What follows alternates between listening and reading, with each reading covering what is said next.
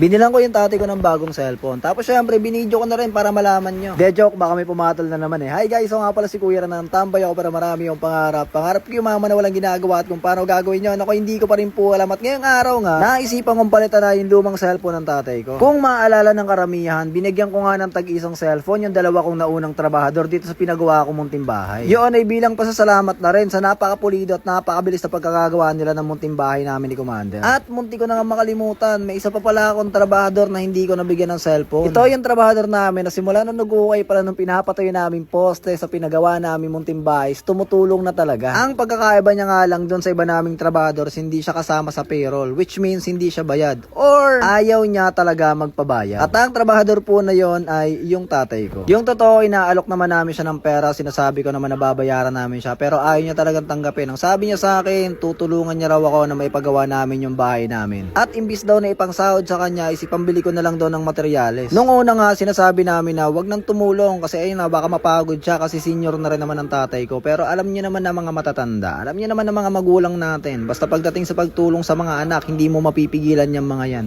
And ayaw niya nga rin talagang tumanggap ng pera bilang bayad. So naisipan ko, ano kaya pwede ibigay ko sa tatay ko? At ayun, nakita ko yung cellphone niya, medyo luma na nga. So, syempre, cellphone na lang. At ito nga, sure na sure ako hindi siya makakatanggi dito. Kaya ayun, rumekta kami sa paborito at sukoy namin bila ng gadget kay Ate Lelek. At namili na nga kami ng entry level po na magagamit ng tatay ko. Well, hindi naman masyado maarte ang tatay ko sa cellphone. Basta pwede lang siya makapag-FB, makapag-YouTube, okay na yun sa kanya. At pag-uwi nga namin ng bahay, dumiretso na ako sa tatay para ibigay yung bago niyang cellphone sa kanya. Sabi lang ang cellphone mo, tay? Sabi lang ang cellphone mo? Ilang kus na? Da.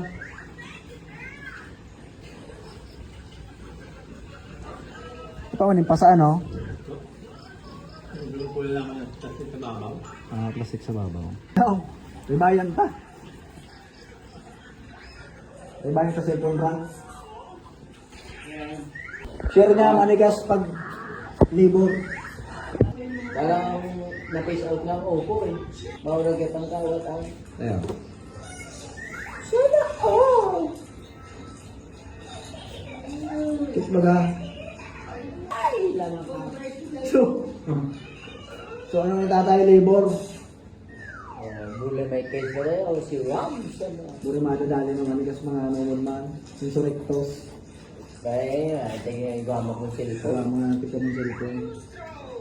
Oo, unahan ko na kayo. Actually, masaya po yung tatay ko dyan. Nonchalant lang talaga yung tatay ko sa mga ganyan. Pero di ba hindi nakatanggi? Nako, kasi kung pinera ko yan, guys, hindi yan tatanggapin. Sasabihin ko, ito yung bayad mo ng pagtulong mo sa pagtatrabaho sa bahay. Hindi yan tatanggapin yan. Kaya yun, may bago na siyang cellphone. Makakapag-Facebook na siya at mas malinaw na nga yung screen nitong bago niyang phone.